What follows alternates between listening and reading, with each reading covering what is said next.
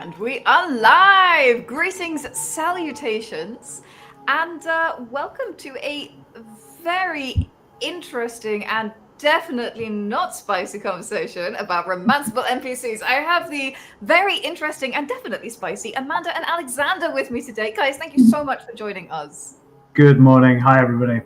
Thank you for inviting us.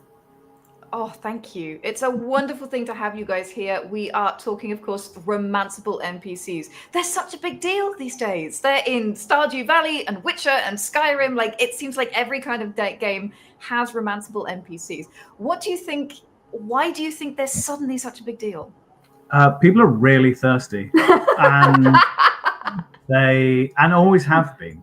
But now it's legitimized. and I think that's the case. So you've got all of like the Dragon Age video games and anything where you had an ensemble of people and you would romance them around the campfire. Baldur's Gate 3 computer game, similar sort of romance system, but because it hit a much bigger audience than everybody was expecting, it's the zeitgeist. Everyone's like, oh, we all want to do this. I thought that's what we do now. I thought I was the only one, but everybody wants this. So now there's a lot of publishers who are looking out there and how to get PG-13 in a lot of cases, but some spicy content. Absolutely. Of course, Amanda and Alexander are here today because they are game designers who have done exactly this. They designed the romanceable NPCs in STRIXHAVEN, a curriculum of chaos, which was an official D&D supplement based on the Magic the Gathering universe, and includes rules for forming romantic relationships with 18 specific student NPCs. So, let me introduce them properly before we really dive in. Amanda Hamon is a senior designer leading a production of Dungeons and Dragons books of Wizards of the Coast. Very small, sure you haven't heard of them. Most recently leading Astarion's Book of Hungers, Netherill's Fall, and Lorwyn First Light, which are all very exciting digital supplements. The links will be going into the chat for those right now. She is an award-winning tabletop game designer. She is a developer, writer, editor, and her work has appeared in dozens of releases from numerous publishers, including, of course, Wizards of the Coast, Wizards of the Coast, but also Paizo and Cobalt Press, and across many game systems, including D&D, Pathfinder, and Starfinder. We're going to talk more about that later. Amanda has also appeared in dozens of events and on streams as a game master and a player, and her weirdness knows no parallel, which is why we love her. She's definitely not 3 opossums in a trench coat.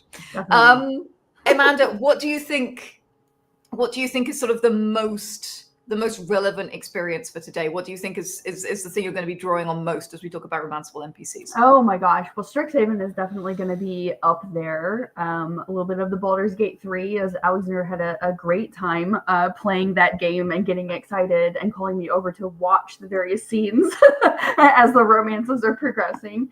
But I think just a sort of a general interest that there is with TTRPG players in specific, but also RPG players of all kinds, how they have this expectation of wanting to interact with NPCs in a more personal way. And you'll find, I think, that extends, of course, to relationships, to romantic relationships, but also other types of relationships as well, and how you can resolve that type of play and have conversations with your players if you're the DM or the GM about how that is or isn't appropriate based on your table and your friends. I think that's going to be kind of the big overarching framework for today's conversation.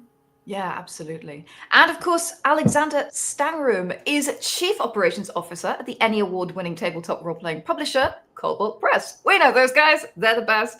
Best known for Tales of the Valiant RPG and the Tome of Beasts Monsters books series. When he is not tolling with the Kobolds in the Warrens, Alexander is a TTRPG designer himself, whose credits most recently include The More Prepared by Cobalt Press. By the way, guys, the Prepared series from Cobalt Press, absolute gift. If you are in that situation where somebody hasn't come or you suddenly have to run a game at the last minute, love this thing, cannot recommend it enough, not being paid to say this, I just adore it.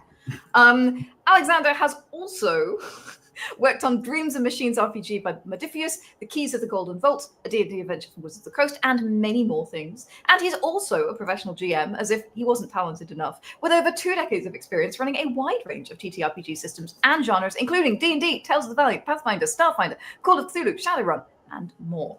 So, Alexander, what are you going to be calling on today as we delve into the realms of interpersonal drama? Again, you can go as hard as you want, but you have to be careful saying things like that, Alexander, when we are talking about romanceable NPCs. Well, and that is the point. And it is about finding that line and where it is. And it will vary from system. It'll vary from the type of story you're telling. It'll vary by group. So there's a lot of nuance on how you approach this. It's not just the content. Absolutely. And I will say, folks, we are absolutely going to do our best to keep this PG-13, but this is naturally a topic that's a little bit more adult. So if you have very terribly sensitive ears, just be forewarned, we're doing our best here. So let's kick off with the why of it all. What are our romanceable NPCs bringing to a game? Or what are we trying to achieve when we are bringing them into a game? What are your thoughts on this one? Well, I think it's creating a sense of realness in the world. It's creating a sense that the story that you're playing through isn't on rails, and that there is a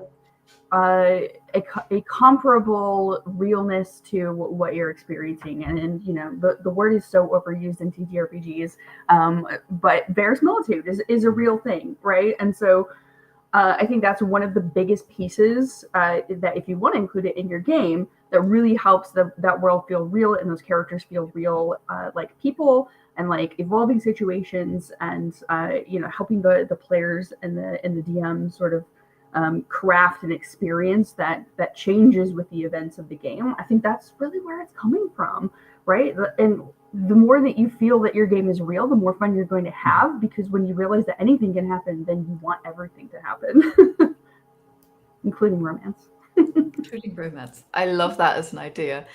Do you think there are do you think there are stories or systems or genres where romanceable NPCs aren't appropriate? For example, Alexander, I know that you've run Call of Cthulhu a lot. Would you say that Call of Cthulhu would be a good romanceable NPC kind of space? Yes. Interesting. Tell us more. Next question, moving on. Yes. And that's because when everybody thinks about Call of Cthulhu, they think about big, gribbly space horrors. And they are there, but that is such a small percentage of the actual adventuring space within the thing. It's about the characters. It's about these street level characters. They are not Saturday morning superheroes. They don't have all these magical powers. So the humanity and the personal relationships between those characters matters much, much more in Call of Cthulhu than it does with something where I can block out the sun and cast fireball. So the characters are often trying to cling to each other in a storm while all this madness goes on around them. I use madness specifically for that sort of loss of sanity, as we understand the old genre. So that those burgeoning relationships and having friendships develop into romantic feelings within the party and within these NPCs actually can get into some really profound moments, I think. Yeah, I think that's a really good point. Like, regardless of the genre, the romance and the interactions between the player characters and the non-player characters can really sort of provide that humanity to the genre that, again, helps the game feel real. And it can provide a reprieve as well. You know, if you're doing a very eldritch horror style game, or a gothic horror style game, or a really grim, dark, post-apocalyptic Mad Max style game, any of those genres, which you wouldn't think would be compatible with having a romanceable NPC system, actually would work really well if that's something that your players are interested in, because it does provide that reprieve and that up and down to not just continue to hammer the players with the sort of grim, dark nature of that setting. So it can be a really fun, interesting thing if that's what the table is interested in. Yeah. I also think it's a fun way of introducing a different kind of challenge. Rather than just stabbing another monster. It's an interesting way to introduce social challenges, social events that in a sort of different way than is classic, like, you know, you have to convince the king, which sometimes it can feel a little bit tired. Being able to introduce romanceable NPCs as as, you know, the social component can be very rewarding in games where there is a lot more stabbing traditionally, you know. Yeah, that's really true. I think it's also worth noting that if you're including romanceable NPCs in those situations where you wouldn't necessarily normally expect them, you know, it's not a romantasy genre of a game. It's another one of the genres that we've been talking about. It's also worth noting that it's really difficult. It's really difficult to run romanceable NPCs or to interact with romanceable NPCs. So that is kind of, again, we keep going back to the sort of like idea of the session zero. I'll just mention it by name now, having that discussion about what the player's expectations are, what the GM is or isn't willing to do, how that interaction, you know, plays out. That's a really important thing to set at the very beginning. If you're going to be including romanceable NPCs, especially in a genre where, you know, you wouldn't normally expect to find them. It's got to be something everybody really wants to do. And including some kind of mechanic that is like a rollback or a rewind mechanic, if something starts to really go off the rails, almost incorporating, you know, like a Blades in the Dark style scene situation, that can be really valuable. And, you know, I think it's important to note that it's hard and you don't have to be perfect if you're a player or if you're a GM. And this can be something that is an ongoing conversation, right? If you're trying to replicate that type of situation in, you know, like a Baldur's Gate or, you know, a video game. TTRPGs are different.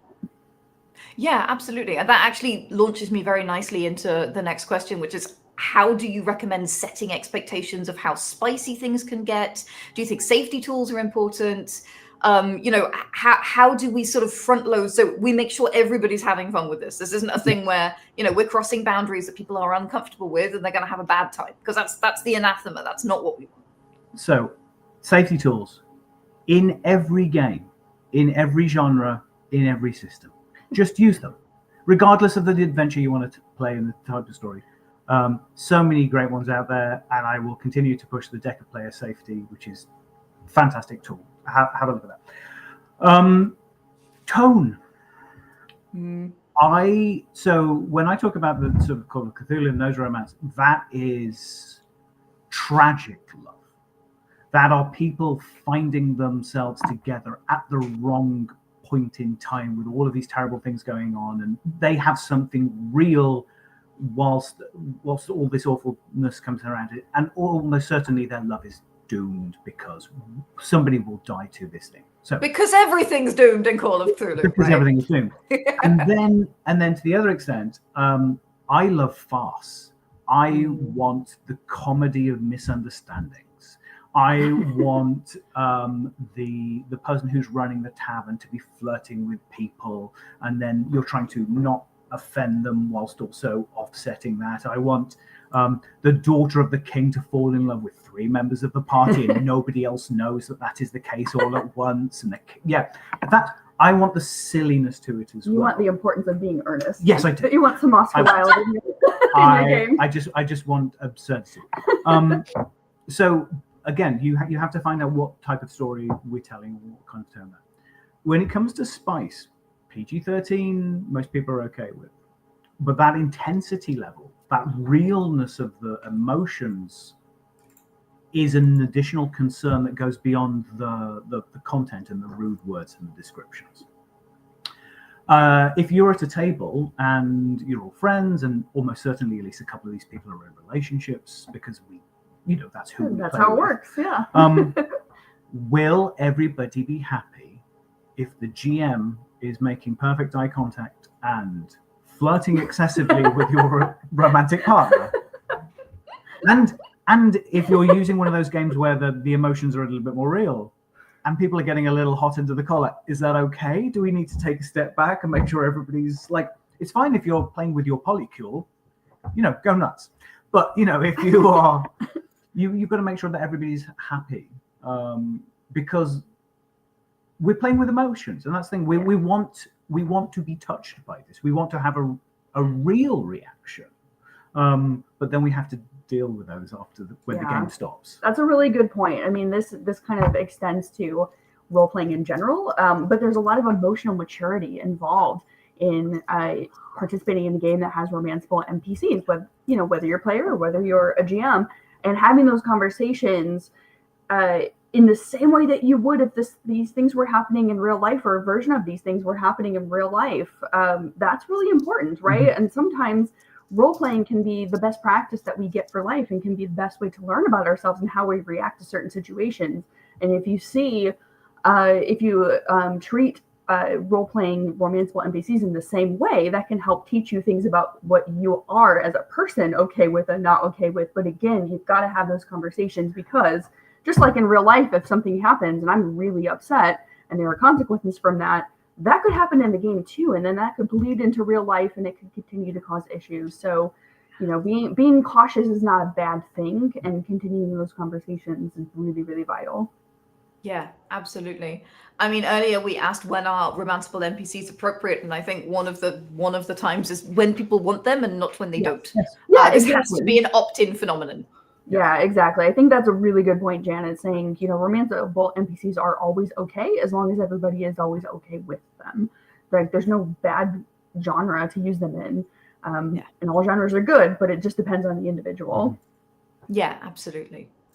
What do you think it is about romance that makes it an interesting gameable RPG mechanic? Because when we're doing romance in Stardew Valley, for example, to name a game, we are, you know, crafting cups of coffee and taking them to the doctor, or we're growing strawberries so we can take them to, and there's a kind of dopamine fix in that.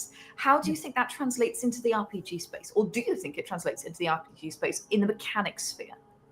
I mean, it does. I mean, we look at Strixhaven. There is literally a rule system that turns D&D or any 5X system into a Korean dating simulator.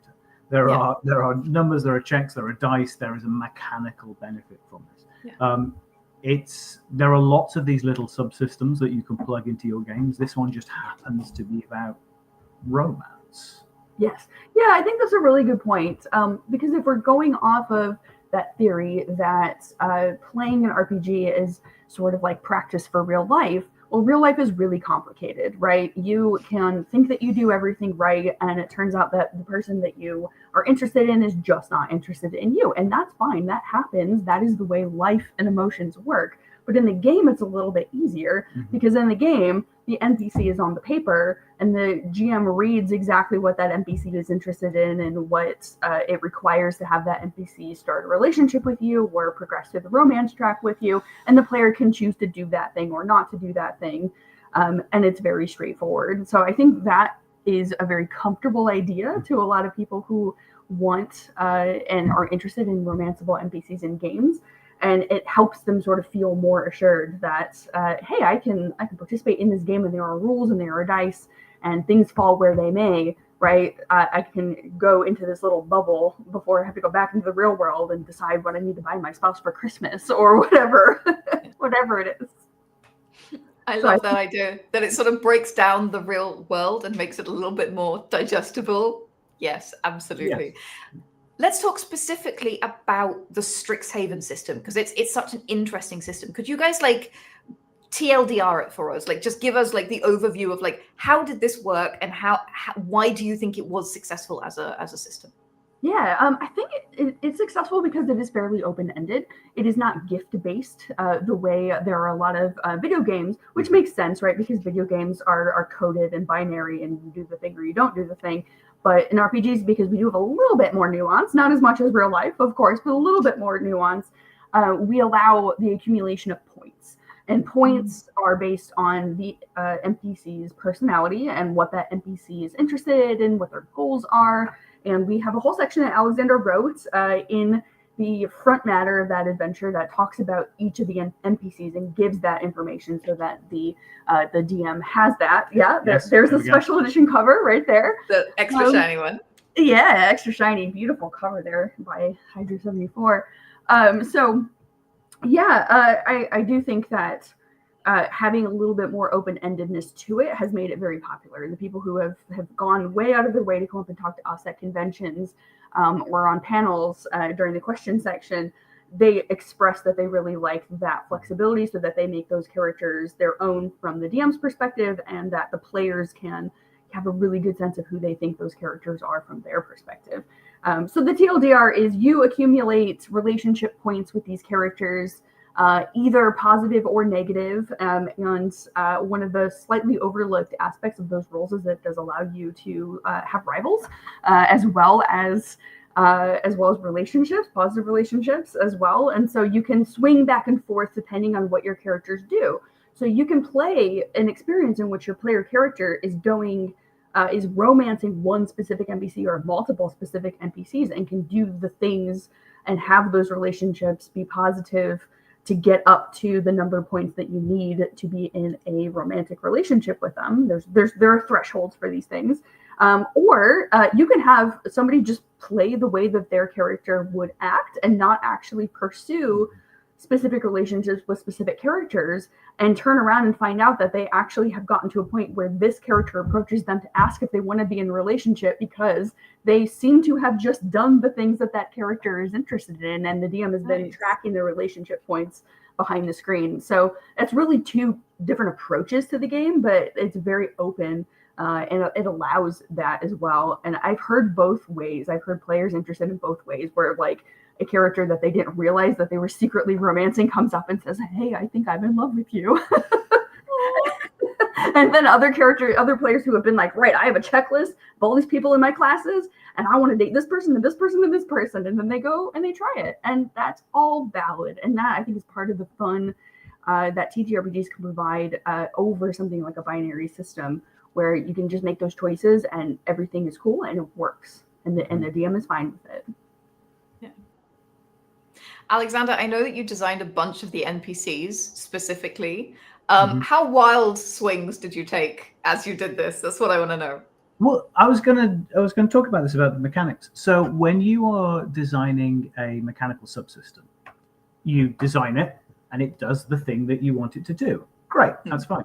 The romance subsystem is surprisingly complicated, and the complication isn't on how the romance subsystem works. That's an expected amount of work. The problem is that the subsystem doesn't work in isolation. It only works with characters that you then plug into it. Yeah. So then there's a vast amount of work to create a bunch of characters that you can feed into the machine to then have those players generate them. So it's a lot more work than at first pass it would seem, because you're trying to get pretty much every skill covered, every interest covered, and in this case, every type of school of magic and teaching with these covered. Different species you're trying to get covered, gender identities. So you've got to do all of that, but rather than just feed it and that information in and have a readout, you then got to take all of that and try and make them characters, make them people. I turned around to Amanda and was like, well, what can I do? And because this was a Magic the Gathering setting, there was a lot of pickup art that was used for the book. So of the 18, there was a good sort of dozen of them, which were, these are the pieces of art we need. Yeah. So can you define for our audience, what is pickup art? So pickup art is art that was originally commissioned for a different product. Usually it's going to be in the same IP for the most case, but it was commissioned for the Magic cards, to go on the Magic cards, and their art functions a little bit differently than D&D's art. Magic's art tends to be more sort of like categorical or just representative of what the card does. It's not necessarily showing an exact specific thing. It's more showing, hey, here's a student, here's a group. Vibes. Yeah, occasionally there in Strixhaven, the Magic set Strixhaven, there were a few characters that did have names because there was some fiction that they then wrote on it. So there were names mentioned in the flavor text on the cards, but that was by far the exception. And none of those characters we used in the book because we didn't want to overlap any of the role playing with any of the canonized versions of existing Magic characters. So we picked up pieces of art that were used on the cards for things for unnamed characters, and we used them as individual characters. We gave them names and we gave them personalities. We did that for a lot of stuff in that book as well. A lot of the scene setting shots, a lot of the environmental shots that were just showing, like one of the campuses or one of the classroom areas. Like we picked that piece of art up and I said, okay, now this is the name of this building and this is what campus it's on and this is what happens here. So that was a big tactic used in that book. And if you're a fan of that magic set, you will notice as you flip through it, like, oh, it's from this card. There's a piece of art from this card or from that card. And now they've got specific names because D&D art is very specific. We show the specific characters, we show the specific situations, we show the monsters that the players are fighting. Like we want to kind of create immersion in that way. So my biggest swing for the fences, to get back to the original question, was originally NPCs would be small description and then like what was the phrase? The flaws and the... Oh yeah, the original 5th edition role-playing guides, which we don't use anymore. And we were right on the cusp for that book. And we're able to make the decision we're not going to use that for this book. I fought really hard to make sure we could get really specific details. So mine was, rather than those bullet points of this, I turned around after I got this project. I was like, cool, I don't want to do that. Yeah. I do not want to present these characters the way that we presented them because you've got so little space and you've got to evoke a personality that you want to engage with and not just... So I argued my case and they said yes and they didn't change it, which was lovely. So when you read Strixhaven, you read those character descriptions, they are unlike any other NPC descriptions up to that point. And I think they came out, and also I didn't write them, I wrote them much more evocatively. They are meant to be read out like Shakespeare. It's not meant to be run, it's meant to be performed. There's a character called Rosie. Rosie Miffinbip was Fedlims. She's a gnome. She's a gnome. Of course she's a gnome with a name like that. and as you read her description, the way it's punctuated and the way the sentence is structured, it's as if she is reading it in short snap. So she goes, in fact, I even pulled this up because I wanted to think about it. I need to be very careful. There we go. Right. Rosie Miffinbip was Fedlims. So, excitable and impish, Rosie Miffinbip is proud of her name. She insists you can call her Rosie only if you are a friend, or a teacher, or a student, or any other member of the university staff. And that's... So that's being able to write in a way that you immediately get a handle on the character straight away. Yeah, so essentially the prose is written in almost in POV voice. Almost, yes. Yeah, very, very cool. So we've talked about Strixhaven and the mechanics used there. Are there other romanceable NPC mechanics that you've enjoyed, either in video games or in TTRPGs or kind of anywhere else? I like the progression that we've seen in the romance subsystems for RPG specifically, for video game RPG specifically. Like I mentioned before, the earliest versions of romanceable NPCs were in like Dragon Age Origins and that sort of generation of video games, and those were very binary. Those were like, if you give them specific gifts, and like anybody else, you go to the internet and you Google what does Morrigan want for her gifts, and you give them to them, and then there's literally a bar and it progresses so far, and once it hits a certain point, then they're in a relationship with you, and it keeps going, right? And that was very cool. That was one of the earliest expressions of what we're doing now. But I really like how a lot of studios have taken that and kind of gone to a next step, or even a next step beyond that, and they have made it a little bit more nuanced. They have made it more nuanced in that it's the kind of responses that the NPC wants to hear, and you kind of have to suss out as the player. If you're like me and you're like, I want to romance that one in this playthrough, you're trying to figure out what that character wants to hear and how you want to interact with them.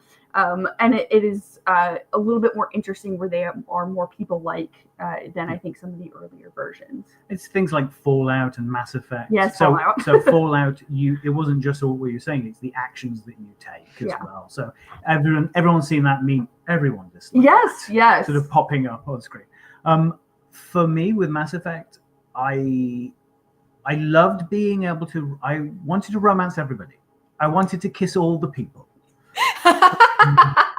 I wanted to know how far I could kiss all the people before people got upset. I have a really funny story about that. and what I love is that when designers put in things, so there's a romanceable NPC in one of the Mass Effects, and she makes it very, very clear. She's hard work to get close to, but she makes it very clear that if you go all the way, you will die. Your character will die. And she's like, wow, okay. And she's like, we would, but then you'd die, so let's not. So I continued to romance her up to a point, and then she was like, are you sure? Save. Yeah. Yes. Hard to say. So we have our romance scene, and then the game ends because I'm now dead. Really. And I love you died like in Elden Ring or something. Yeah, and I love that the designers have taken so much time with voice acting and script writing to do that in something that you can't continue on. You have to go back to the previous save point. Yeah. So what I'm hearing, Alexander, is that you literally effed about and found out. Yes, and I knew it. That's what happened there. I made that decision, and I live by that, or rather, I didn't. I died by that. Okay, I love this. I love everything about this. I am a big fan of the you do a quest for somebody and they like you, which is the Skyrim version of this, and like that makes a lot of sense for me. Like you do something really hard for someone and they're like, oh, this person actually cares about me. That feels a lot like real life to me. But I'm a diehard Skyrim fan, so of course I would love that. I have two incredibly experienced GMs here, so of course I'm going to ask about the role play element of this. We talked about mechanics. We've dug into all of that. What about role play? Some GMs find this quite difficult. Do you have any tips if GMs are nervous or feel silly when they are flirting with their players? How can we approach this? Yeah, first thing, just because every member of the table wants this, you don't have to do this. Yeah, exactly. The GM is a player. Every single person around the table has to be comfortable with what's going on and has to feel like they, with every safety tool, can at any point say, can we just take a break? We've got things called lines and veils, where we've got things that will allude to and things that won't happen in the game at all. And when it comes to intimate relations, that's one of the things where you can get to the point and then you fade to black. Yeah. It happens canonically within the story you're telling, but it's not on screen. Yeah. Yeah, I think that those are all really good tips. And, emphasizing that if you are the GM and you do not want to do this, but all of your players do, that does not mean that you have to do this. It is purely optional and it should be fun. I think if you find yourself sort of dreading the sessions or dreading these discussions, that's a really good time that you should probably just not be doing this. I think I mentioned tone before. I think tone makes people's comfort levels change. If you're talking frivolous, Benny Hill style, running around, farcical, it's very light. It's clear that this is a game. Then it's not a problem. If the gnome barmaid is flirting with you and making remarks about your giant elephant trunk or whatever it is, that's fun, and everybody's having a good time, and there's laughter at the table. The moment you start to make long eye contact, intimate, the moment you start leaning in, the moment you start dropping your voice and starting to connect with a person in character, stop flirting with your players unless they're okay with this. These are character things. Stop, don't try and hit on your players. But yeah, that's again very, very different. And when we talk about role playing, we talk about safety tools, we talk about everything else. But romance, this is an extra level of complexity. Consent. Yeah. As with real life, consent is key. And making sure that everybody has consent at the table is important. Yeah. It's easy to get our feelings hurt. And we don't want that. We want to have fun. We want to enjoy our things. And nobody wants to go away wishing that hadn't happened. Yes. Yeah. I think as far as comfort levels, specifically with the Romanceable NPC system, it's worth noting that there's a big difference between first and third person. And if you are starting out and you're running your first Romanceable NPC system as the GM, and you might, you want to do it, but you're not maybe really sure, start out doing it in third person, right? And I have played at tables where none of the players actually use first person and they all just describe what their characters do. And that is totally fine. It's a level of role playing that table is comfortable with. Yeah. And so if you are, interested in and sort of curious about this, maybe run a one shot and start it in third person and see how that goes. And then see if you start feeling more comfortable using first person for the different NPCs and, having that be, a little bit more of an acting role. But otherwise, you don't have to do it that way. If you're more comfortable as the GM describing the NPCs in third person, then the players can still do first person and it can still work. Like there's a lot of different options. And it's important that everybody's comfortable. It's the difference between making my Barbies kiss and me being Exactly. That is a very good way of putting it. I'm loving all of these. They're such practical tips. Default to a little bit of farce, make things lighter, try third person. I'm loving all of this. There is a fantastic game called Good Society, which is basically a Jane Austen simulator. It's phenomenal. I'm in love with this game, which uses secondary characters as essentially the romance interest. How do you feel about that? Where players essentially have a secondary character who then becomes almost a sort of kind of an NPC within the romanceable sphere. I mean, I think it's very good for that genre, and I think it can be very good for other genres as well, because that sort of Regency era, Jane Austen style romance really functions a lot off of the society. It's right there in the name of the game, the society that's going on. And so that is all about, you speak with your friend and your friend knows that you like this person and they're helping try to arrange the match. Like that is sort of an evocation of the culture of the time period. So I think that works really well. And it can also help with the comfortability of the role playing as well. When I played that game quite a while ago, right after it came out, I played with a group. It was a very diverse group of people who both had tons of role playing experience and were also game designers, and people who were not game designers and had only played maybe one or two games, but were really, really interested in the genre. And we played a super gay version of it. And our friend who had almost no role playing experience found it much more comfortable to essentially have his second NPC go and do the stuff so that he didn't have to kind of role play in this awkward, uncomfortable way with the GM of the game. And it worked really well. So I think having those second NPCs can help kind of dilute the pressure that a player might feel when they are a little unsure about how are they going to interact with the GM or with the other characters. It is running the piece of paper to the person at school. Check yes or no. It'd be like, my mate likes you. Do you like my mate? Is the check yes or no. So if you are interested in romance games, by the way, guys, I do massively recommend Good Society. It has also plug and play magic and fairy stuff that you can put in it to make it like more fantastical. It's a fabulous game.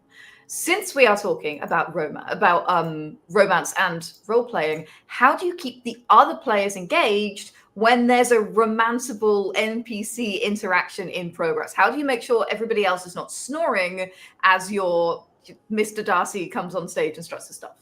This comes with any time that, first, players.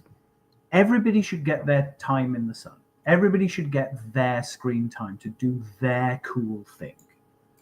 And this is really important for a GM to make sure that every player is allowing that person's character to showcase the best of their so they feel important.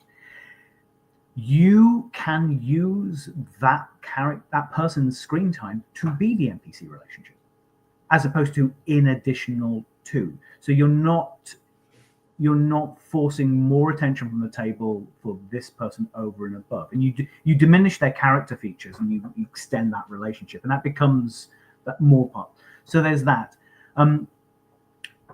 If it makes sense, we talked about the Regency period and sort of like all this going on. Have these events happening at a ball. Have giant balls. Have giant balls. Have other people's. Are the rest of the players your wingmen? Why not allow the rest of the characters to make skill checks to make you look good? Like you can treat this as a party skill test where ultimately it's to make your just bumbling idiot of a friend try and woo the person that they're interested in. Yeah, Cyrano de Bergerac, that thing. Yeah. Where Cyrano is one PC and, everybody else is there as well. The way that we, and this actually works off of the Regency suggestion as well, the way that we addressed that concern in Strixhaven is that there are specific relationship events. And relationship events is a very loose word that essentially was applied to any situation in which the player characters were in a social setting and there were other students there.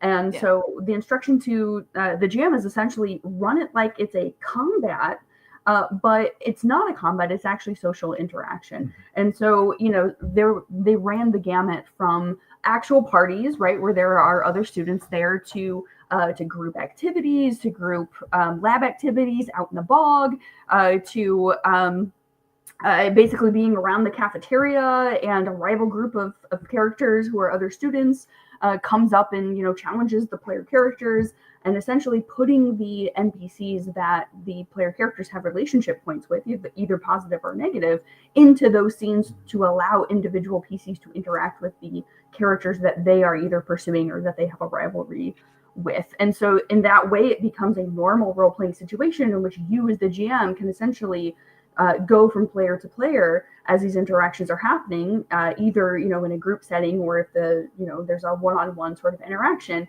and treat it like turns basically, and having the action sort of like unfold in that way is very familiar to a lot of players, and does make sure that everybody is eventually going to, after a few minutes, get their chance to interact with their NPC. Yeah, fantastic advice. A lot of the importance of romance, it's about tension, right? So it's about the will they, won't they's, it's about the breakups and the reuniting. How can you maintain that kind of romantic tension within the context of the RPG table? Oh, that's a really good question. So I think a lot of it is, if you're using a progressive system, a lot of it is because of that open-endedness in those social events. Is the character going to get the point basically with the NPC? And in a perfect situation, the players don't even need to know that the point system exists. And that's some advice given in the Strixhaven book as well. There are a lot of players who want to min-max and they want to know exactly all the mechanics going on behind the screen. And in that case, there's no reason you can't tell them how it works. But if they want more of that role-playing situation, don't tell them. The book says don't tell them if you do or don't have a point. The interaction just happens, and you as the player go away thinking maybe they like me more, maybe I said the wrong thing, and the GM has tracked it, right? And so there's that tension throughout the whole thing up until that relationship happens. And I think maintaining that tension after, there's the relationship that happens, is in the fact that the NPCs can break up with you. In Strixhaven, as well as lots of video game systems, if you do something that NPC does not like, or if you go off and pursue other NPCs and the NPC that you're in a relationship with is not okay with that, they can dump you, basically. So having that sense of not knowing exactly what's going to happen until it does happen is really good for maintaining tension. I would look at limiting the accessibility of the character to the person they want to romance.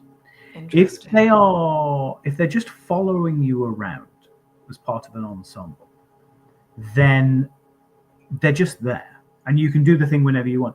If they are going off and doing their own thing, and you can use this to push the story, maybe that they are gathering information, coming back, it means that those times in which you're trying to impress them and trying to woo them become much, much more important, because they are sporadic. You don't necessarily know when they're going to be happening. So when you do get a chance to interact with this person, you've got to make it count. Yeah. which I love, because then there's the chance that hopefully the players will be like, oh God, I'm really nervous. I wasn't expecting them until next week. And then it's just like real life. Oh my gosh, you didn't tell me they were going to be at the party. and then what happens is they completely flub it, and then the character goes away, and then that character agonizes over what they said for a week before they potentially speak to them again. Oh, it's like real life. It's like real life. This is how we manifest our social traumas for fun and entertainment. So do that. Just don't have them. They're not the fridge in your house. They are an independent person. They have their own wants, their needs, and their interactions with other people. So I think the more realistic that interplay and their availability, it makes those moments matter more. Yeah, I really love that advice. What do you guys think about things like romantic progression during downtime or between sessions? Like, for example, writing letters or having PvP conversations, that kind of thing. Sorry, PvP conversations. There's a old role-playing game called Legend of the Five Rings, which takes place in like a sort of a wushu Japanese mythology setting. And I played in an adventure, and it was at the Winter Court, and there was a big competition that was happening as the emperor was trying to find a husband or wife for his daughter. Nice. And all the clans had sent their best representatives to do this. And for some reason, my character was representing the Phoenix clan. I had no business being there at all. I was this weedy little magician, and there's all these big buff samurai doing all their archery and sword things. And I'm like, I'm also here. I can cast a spell. So not many spells, like 2 spells. I can cast 2 spells. I was a scraggy librarian who could carry three scrolls at a time. So to entertain myself, at the end of each in-game day, I wrote a haiku about the day's events and then sent that to the princess. And that was just something I was doing as a player to keep myself entertained, because I was not in the running. Yeah. And I did this throughout the entire like 10, 15 sessions, like all of these sessions. And at the end of it, the GM decided that I'd showed such care for her that she wasn't impressed by all the peacocking from the others. The buffage. Yeah, and she chose me to be to marry, and I was like, oh no, no, that's a terrible thing. I've got taint. I will corrupt the entire imperial line. I'll destroy the empire. Drama. But it was drama. But yeah, actually give your players the freedom. Never make it a chore. If I have to do it, then it's not. Give the characters the freedom to do little things and then interact that. It's a sign of a good GM. It's being able to work with your players are wanting to offer, and allowing them the space to go outside, because this is not normal. This is not a standard system and standard type of role playing. So you can do silly little things like that. Yeah, I love that. The things we do to entertain ourselves in games. Things we do to stay engaged. I love this. Okay, so I did want to do this. Given everything we have said, and we have said a lot, how do you homebrew a well-rounded romanceable NPC? What's the prescription? What's on the list of must-haves for you guys when you're thinking about, okay, but I need a romanceable NPC that's going to be enjoyable for my players? And also, do you tailor-make them for your players? Oh, absolutely. Yeah, absolutely. Either tailor-make them for your players, the humans, or your players' characters. And actually, that is probably better. It depends on how well you know the player, right? You can kind of do both, which is always really fun. But yeah, like, you should know your players' characters before you get started homebrewing a specific romanceable NPC. And I would say that beyond that initial step, probably the most important thing to start with is to think of that romanceable NPC as a person. Think of them as a person who they are going to interact with, who makes narrative sense for them to interact with, whether it's a student in their school that's studying the same thing as them or something that's adjacent to them. or it's, you know, an NPC at the tavern that they're staying at, or it's somebody in the court of the queen when they're in the queen's court as her agents, or something like that, a character that is close to them that it makes sense that they would interact with all the time. And then think of who they are as a, not human necessarily, it could be any species, but think of who they are as an individual. Where did they come from? What's their background? How old are they?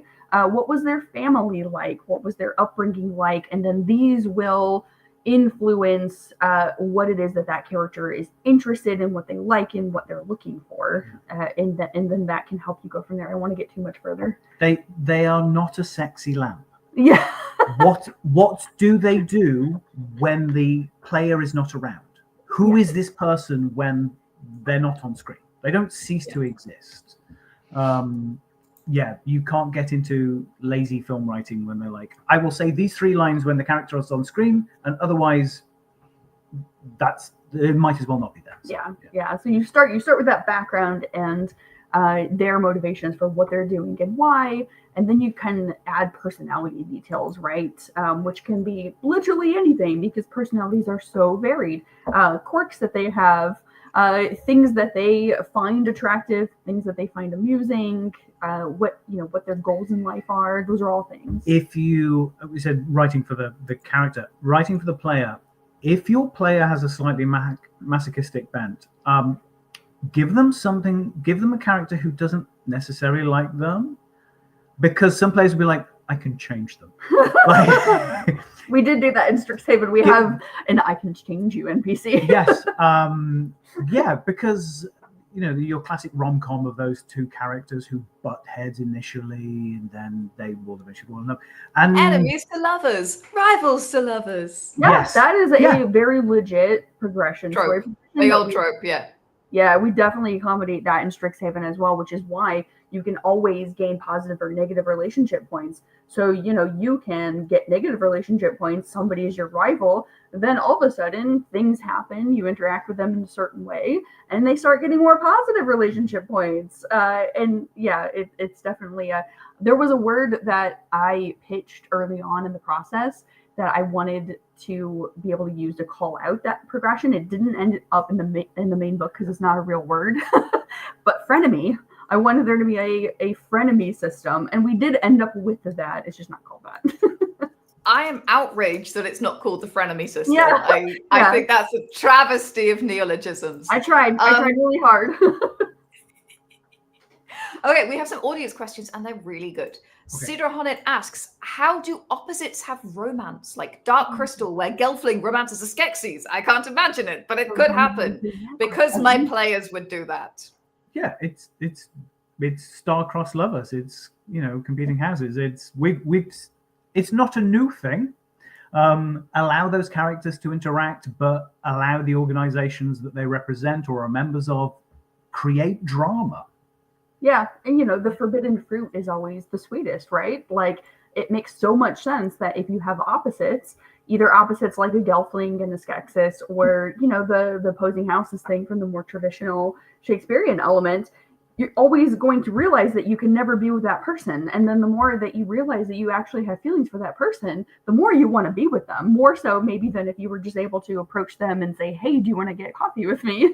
Or whatever it is in your game.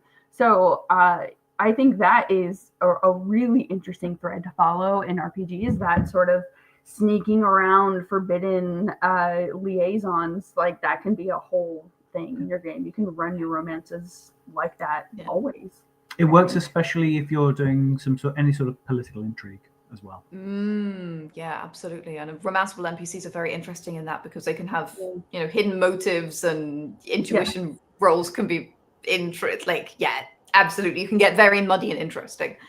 And going to the actual question of how does that happen, because my players would do that, I think a really good way to reinforce that this is a forbidden relationship is to impose consequences, or at least have the threat of consequences always hanging over that relationship, so that when you're having your secret tryst, or you're meeting behind the castle walls, or you're finding your secret sort of encounters, that there's always that what happens if we get caught. And if they do get caught, then there should be actual things that happen. I would want them to have something bad happen and then see whether or not they will push through Yeah. after that first hiccup. Yes. Yeah. And, that's a cool way to test that in-game relationship, right? Of like, are they going to back away from each other? Is one person going to say they never want to speak to them again? Or are they, like, Alexander said, going to try to continue to move on? Yeah. Very interesting. Another question along the lines of, but what if my players do this? What if players use spells to coerce a romanceable NPC? Like Charm, for example, is a very established spell in the D&D universe. What do you do if people are trying to game the system with magic, as it were? I'll make it very clear. In my games, the language isn't PG-13, but the content. There's no violence against children. There's no animal mutilation. There is no non-consensual relationships. Don't let them do it. You can just say, very valid. we don't use magic to force. Like, the enchantment school of magic is a bit grubby if you think about it. Yeah, that's true. Get out the spray bottle and go, no, bad player. Exactly. Yeah. And, if your player does do that sort of thing and you want to play it out, but you're not okay with that kind of non-consensual thing happening in the game, you can also, especially if you're in a school full of magic users, you can have people find out. Like, even if the person who's charmed doesn't realize that they're charmed, there will be other people around who realize that something is off, right? And I think that having that play out will really reinforce that is not an okay thing. And then when the NPC is told, hey, you weren't being yourself, right? We've all seen those episodes of sci-fi shows or fantasy shows where the character is charmed or mind controlled or some other horrible mental thing is going on, and the characters around and the audience is in the background going, oh my god, this is terrible, I can't believe they're making them do that. Have that happen in your game as well. And then, if you're the GM, take that NPC off the table. The NPC will not talk to you anymore. That NPC hates you now. Good job. Now everybody knows that you're a giant twit. Yeah. No, very interesting. So what I'm hearing is either hard no, or yes, but here are the mega consequences of your actions. Absolutely. I would say in that situation, you can warn them that they are. Yeah, I would warn them first. Yeah. Like, if you do this, it'd be like, please note that what you are proposing is a crime. Yes, absolutely. And if they want to go ahead, then they're going in with their eyes open to the consequences. Yeah, absolutely. Okay. Very, very quick one. How can you use romance interest to increase tension without fridging or damseling? Oh, interesting. I immediately go, the person you are romancing is more powerful than the player. Boom. Done. Yep, they're not going to get kidnapped or killed. Nope. The player's the one who's at risk. Yeah, love that. Okay, well, I have one final question, which is, of course, what's next for you guys? Yeah. Oh my gosh. I am working on a couple of books that will be coming out next year. Completely unannounced for the most part, super secret stuff, but very exciting adventure content, some super sneaky themes involved, very famous characters, very famous place. And we have had, as some D&D fans might have noticed, we've had a number of unearthed arcana coming out over the last few months that are magical subclasses. So additional wizard subclasses for the schools of magic that were not in the 24 Players Handbook, as well as a number of other magic-themed subclasses. There's a book that those are going in, and it is all about magic in your world, new player options that are magic-themed, different types of magic themed around the 8 different schools of magic in D&D, and lots of fun new DM options, and some very innovative stuff, some stuff that you will never have seen before. So I'm very excited for that book. I can't say what the titles are, but magic books. Wizards of the Romancing School asks Tim. That would be amazing. What can I actually talk about? So we have announced there's a little teaser video for a book that we will be kickstarting in January called Night Hunters. Shall I play the teaser? Yes, you can play the teaser. With some amazing writers who I can't currently mention. And it's our super spooky, gothic, horror, tragic, love, things go bump in the night book that I'm really excited.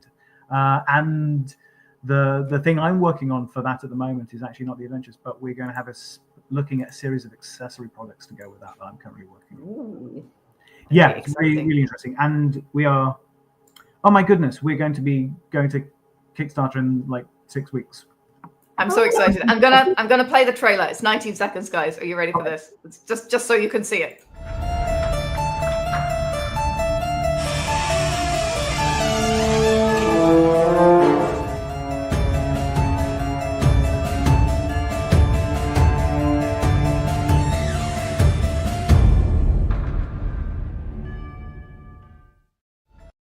So spoop, and I'm so excited about it. Extra spoop. Extra spoop. Folks, if you need more Amanda and Alexander, and why would you not? We actually did an interview with them last year about making magic schools. So if you're thinking, I want a magic school to put my Romanceable NPCs in, you can find that over on YouTube right now and get more inspiration for setting up all of your Romanceable NPCs in your magic school and all of those things. And of course, World Ember is on right now. So if you're struggling for ideas, you're not sure what to build next, build a magic school and fill it full of Romanceable NPCs. It's a great way to get to 10,000 words. Just saying, really good opportunity here to do a lot of writing. And speaking of World Ember, we are going right now to the Ethnis stream where they are doing a World Ember marathon right now. So our raid shout is Light Up the Forge. Shout it out when we get there to let them know that we sent you. And I wish you an absolutely spectacular time zone, whether morning, noon, or night. Guys, best of luck with World Ember. Alexander and Amanda, thank you for being completely fabulous, as you always are. Thank you. Thank you very much for having us. Thank you. Always a pleasure. And guys, you know what to do. Grab your hammer and go world build. Bye.